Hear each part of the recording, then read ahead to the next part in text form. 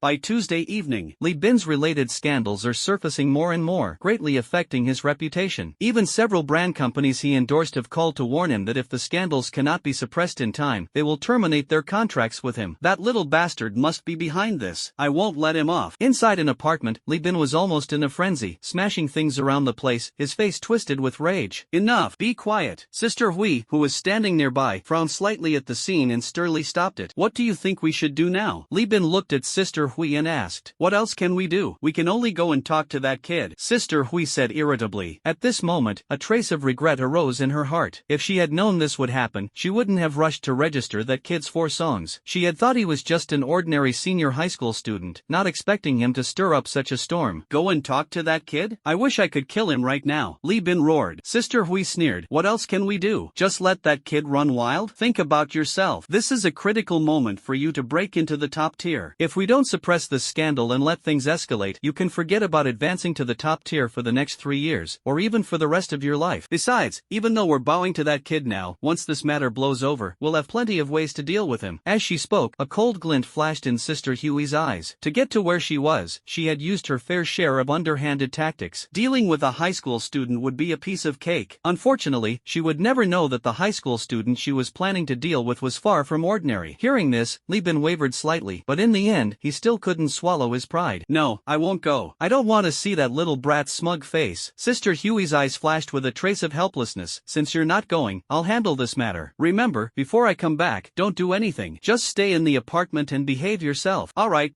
I got it. Just go already. Li Bin waved his hand impatiently. After leaving Li Bin's apartment, Sister Hui directly dialed Yang Han's phone number. As soon as the call connected, Yang Han's gloating tone came through. Oh, Sister Hui, how does a busy person like you have time to call me? Yang Han also learned about the matter online. He never expected that Zhou Qing, that kid, would actually have such abilities. Upon hearing this, Sister Hui's face flashed with a trace of anger, but she had no choice but to bow her head under the circumstances. Yang Han, I admit that what I did before was indeed wrong. Can you help me arrange a meeting with Zhou Qing? I owe you a favor for this. Come on, Sister Hui, your favor is too much for me to handle. I'm just a small bar owner. How could I possibly bear it? Yang Han sneered, deeply disgusted by the ugly faces of Sister Hui and Li Bin. Sister Hui continued, Yang Han, this time I sincerely want to talk to Zhou Qing, and we will also compensate him. So, I ask you to help arrange a meeting. After a brief silence, Yang Han said, how about this? I'll call and ask him if he's willing to meet you. Then I'll trouble you. The reason Yang Han agreed to help Sister Hui was not because he valued her favor, but because he felt that even if Li Bin's reputation was ruined, Zhou Qing wouldn't gain any substantial benefit. If they could stop while they're ahead, they might even get a large compensation. Of course, he had no intention of making decisions on Zhou Qing's behalf. Everything was entirely up to Zhou Qing. So, after hanging up the phone, he called Zhou Qing. Boss, why are you calling me? What's the matter? Zhou Qing, that woman wants to meet with you for a discussion. Really? Look, your singing video appeared online, and she got anxious. This is a great opportunity to give that woman a hard time. Ha ha. Zhou Qing smiled. He hadn't prepared for so long just to blackmail the other party, but he still decided to meet her. So, they agreed on a time. After evening self-study, Zhou Qing took a taxi directly to a cafe in the city. Sister Hui and Yang Han had already arrived ahead of him. After entering the private room, Sister Hui stood up with a smile on her face. Hello, Zhou Qing. We meet again. Yes, we meet again, Zhou Qing said with a smile. The previous 2 times they met, this woman had never looked at him directly, but this time she seemed much more polite. By the way, what would you like to drink? Sister Hui asked. A glass of plain water will do, Zhou Qing said. It wasn't that he liked to show off, he simply couldn't get used to drinking coffee. Alright then, waiter, please bring this gentleman a glass of plain water. Sister Hui Hui quickly said. After the waiter brought the plain water, Zhou Chang took a sip, placed the glass on the coffee table, and looked at Sister Hui. Sister Hui, if there's something you need from me, feel free to say it directly. Sister Hui forced a smile and said, the post and video you uploaded online about Li Bin's song registration. Hearing this, Zhou Qing's eyes flashed with a trace of coldness as he interrupted. Wait a minute, Sister Hui. What posts and videos are you talking about? Don't make baseless accusations. I haven't posted any such things. I was wondering earlier who could have done such a good deed. There's a saying, isn't there? Justice may be delayed, but it will come eventually. And look, isn't this karma coming back around? As he spoke, Zhou Qing cast a meaningful glance at Sister Hui's handbag on the table. At this point, this woman was still trying to set him up. Her handbag had a pinhole camera installed. If he admitted that he had posted the content, it would be recorded and could be handed over to the police to convict him. Sister Hui sneered. Zhou Qing, stop pretending. I'm not here to accuse you today. My main purpose is to reconcile with you. Just tell me, how much do you want? As long as your demands aren't excessive, we can agree to them. It seemed this woman still hadn't given up. If he mentioned a figure and then accepted the money, it would become extortion, which could also lead to a conviction. Sure enough, the most venomous thing in the world is a woman's heart. Unfortunately, he wasn't some naive fool either. So he smiled and said, Sister Hui, what you're saying isn't fair. I really wasn't the one who posted those threads and videos online. As for those 4 songs, as long as Li Bin publicly admits to preemptively registering my songs, I can let it go. Hearing Zhou Qing's words, Sister Hui secretly cursed in her heart. How could this guy speak so flawlessly? Is he really just a high school student? Zhou Qing, you also need to understand us. We can't agree to your request. How about this? We'll pay you 1 million. Understand you? When you registered my song without permission, did you understand us? You even came to the bar to threaten me, leaving me with the reputation of being a plagiarist. Why didn't you try to understand me back then? Zhou Qing sneered. So, there's no room for negotiation? Sister Hui was also annoyed. Unless Li Bin publicly admits that his 4 songs were registered by stealing mine, Zhou Qing said in an unquestionable tone. Hui Jia was momentarily speechless, but she quickly regained her smile. How about 1.2 million? This is not about money. Zhou Qing shook his head. Sister Hui suddenly stood up and said loudly, last offer, 2 million. If you agree, we can continue buying songs from you in the future, and the price will definitely be fair. What do you think? Yang Han, standing nearby, almost wanted to agree on Zhou Qing's behalf upon hearing the 2 million offer. 2 million is no small amount. I've said before, this isn't about the money. My condition remains the same. Let Li Bin publicly admit that he registered my song without permission. Zhou Qing emphasized once again. Zhou Qing, don't be so shameless when I'm giving you face. Sister Hui finally couldn't suppress the anger in her heart and erupted. Ha ha. Zhou Qing smiled and said, there's no way to continue this discussion. I still need to go home and study. Let's just leave it at that. Seeing Zhou Qing get up and walk out, Sister Hui couldn't help but loudly threaten. Zhou Chang, I advise you to be sensible. I don't just have Li Bin as an artist under me. So what if his reputation is ruined? At worst, I'll just give up on him. But you'll get nothing, and you'll offend Tianying Entertainment. If you offend Tianying Entertainment, don't even think about having a chance to step into the entertainment industry for the rest of your life. Ha! I really never thought about stepping into the entertainment industry. Zhou Cheng chuckled, glanced again at Sister Hui's handbag, and said, Sister Hui, your pinhole camera is too conspicuous. Remember to use a less noticeable one next time. Hearing this, Yang Han's face suddenly changed dramatically. He hadn't expected that this woman was still playing tricks even at this point. Just a moment ago, he was feeling sorry for Zhou Qing for not taking the money, but now it seemed that if Zhou Qing had accepted the money, he wouldn't have been able to escape a blackmail charge. Thinking of this, he glared coldly at Sister Hui. Sister Hui, oh Sister Hui, I didn't expect you to still be playing tricks at this point. You almost made me your accomplice. You've got some nerve. Throwing down these words, Yan Han ran off to chase after Zhou Qing, and Sister Hui's expression became extremely gloomy. Zhou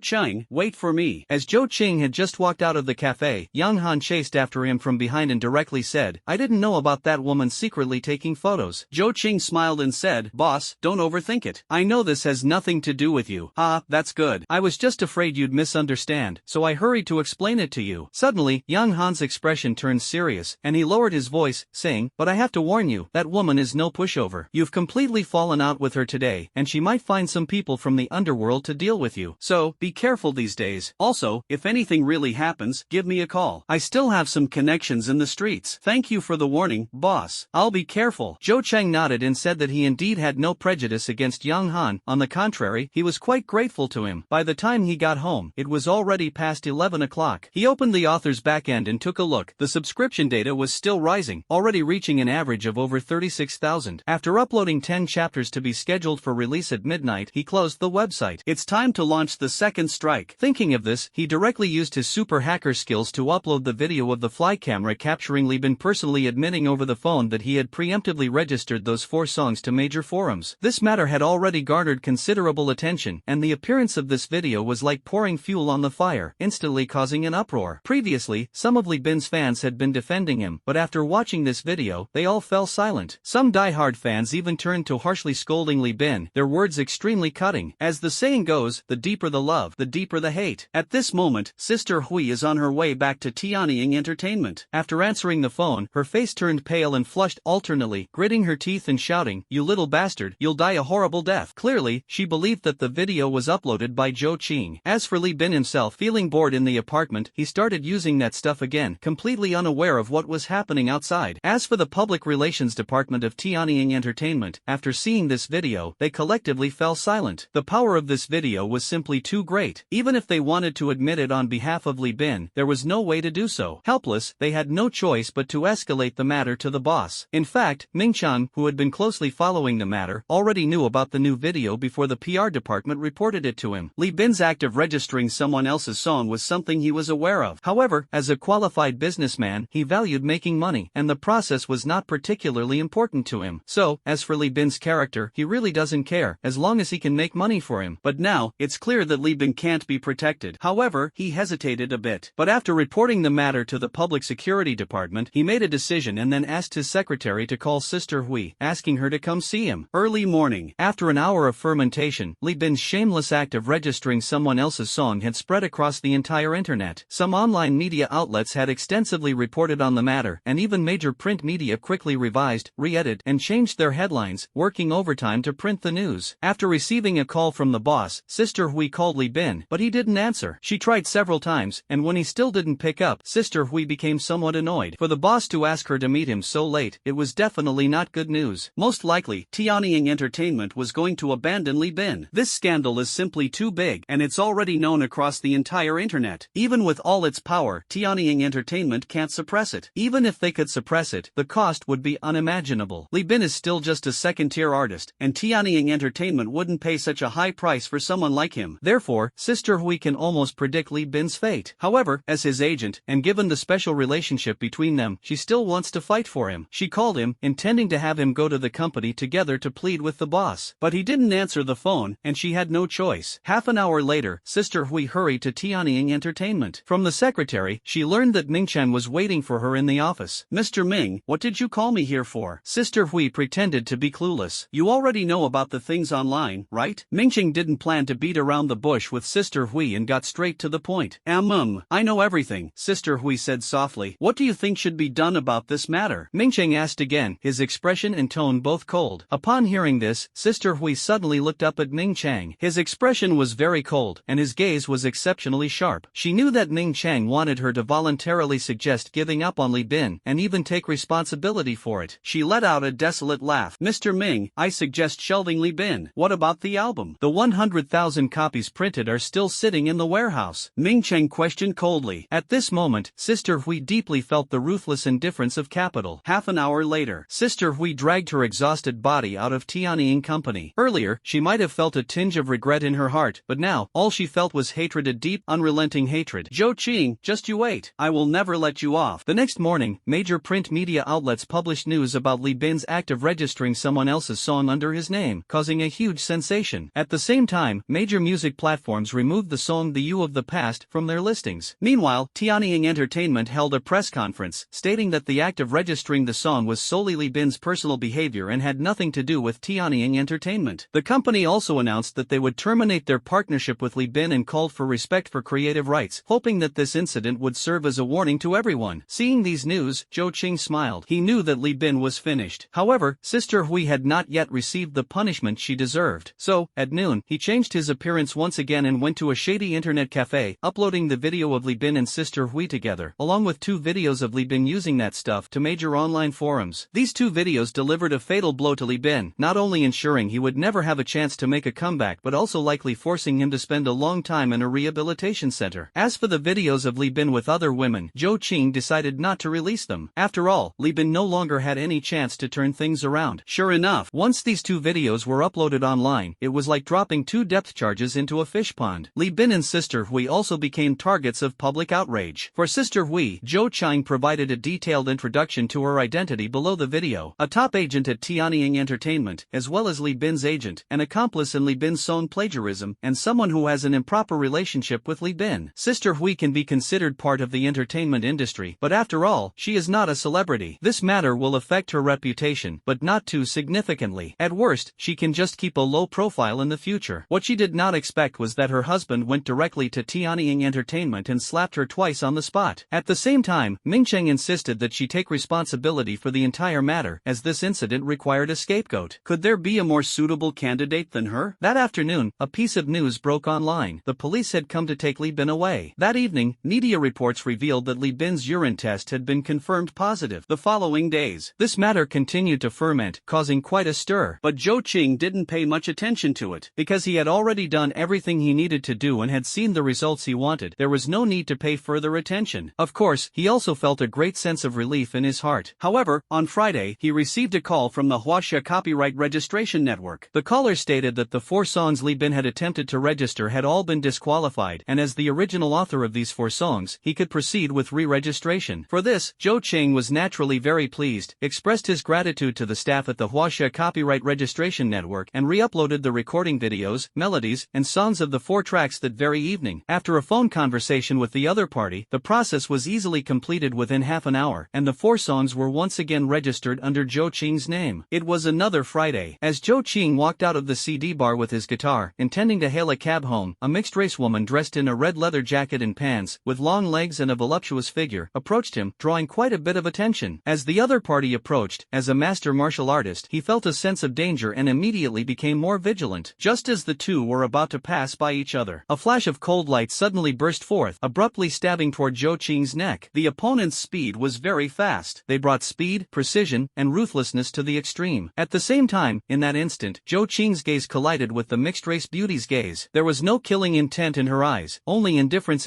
toward life. Just as the dagger was about to slash Zhou Qing's throat, a hand suddenly appeared and gripped the mixed-race woman's wrist holding the knife. The opponent's reaction was very quick. At the moment his wrist was grabbed, a fierce knee strike directly aimed at Zhou Qing's legs. Humph! With a cold snort, Zhou Qing exerted force with his hand. With a cracking sound, the opponent's wrist bone was forcibly crushed by him, while he also lifted his leg to meet the attack. Bang! The 2 knees collided mid-air, and the mixed-race woman let out a muffled groan, but her expression remained unchanged as she opened her mouth and exhaled. Poof! A needle as thin as a strand of hair shot toward his right eye like lightning. Helplessly, Zhou Qing could only let go of the other party's legs and stomp backward to retreat. After retreating 3 meters, the short needle fell from mid-air, but at that moment, he felt his whole body bristle with alarm. Instinctively, he threw the guitar on his back forward. Simultaneously, as he threw the guitar, his body rolled 2 meters on the spot and darted into the bar's entrance with a swoosh. Bang! Bang! Bang! 3 faint gunshots followed in succession, likely with a silencer, and then came a series of clicking sounds. When Zhou Qing peeked out his head, he found that the mixed-race beauty had already vanished without a trace. He cautiously looked around and, not seeing the mixed-race beauty, stepped forward to pick up the guitar bag, which now had 3 small bullet holes. After thinking for a moment, he slung the guitar bag over his back and quickly left. As for the people in the bar, they hadn't noticed the scene outside, since the noise inside was too loud and the other party had added a silencer to the handgun. Was it a hitman? Recalling the earlier scene, Zhou Qing felt a lingering fear. If he hadn't reacted quickly and thrown the guitar bag to block the hitman's view, he might have already been shot. Although master martial artists can evade ordinary firearms, it depends on whose hands the gun is in. Against a killer skilled in marksmanship like this, even a master martial artist could fall if careless. Who hired this killer to deal with him? He quickly filtered through possibilities in his mind. Li Bin? Or Sister Hui? He thought it was impossible. Li Bin had already entered the rehab center, and Hui Jia was currently nursing injuries, so it was absolutely impossible for them to hire a hitman to deal with him. Moreover, they were just people in the entertainment industry. They might be able to find a few street thugs to deal with him, but hiring a hitman? They didn't have the capability or the guts. Could it be the Zhang father and son? He felt this possibility was quite high. After all, Ji Shao's identity was too mysterious. If Ji Shao asked them to deal with him, they might take the risk and hire a hitman. Should we investigate the Zhang family again tonight? However, after thinking it over, he dismissed the idea. First of all, even if he got rid of the Zhang father and son, young Master Ji would definitely find someone else to deal with him. An enemy out in the open is always better than one in the shadows. Back at home, he pulled up the footage captured by the fly cameras of the Zhang Zhang family over the past few days. Sure enough, it was just as he had expected. The assassin was hired by the Zhang family father and son. We must find a way to locate that assassin. Otherwise, this woman hiding in the shadows and taking potshots at him would be a constant trouble. If she were to target his parents, with their cultivation only at the Huajin level, they might not be able to withstand her. Fortunately, he had given them a protective jade pendant. As long as they weren't fatally struck in one blow, their reflexes should keep them out of danger. Young Master Ji,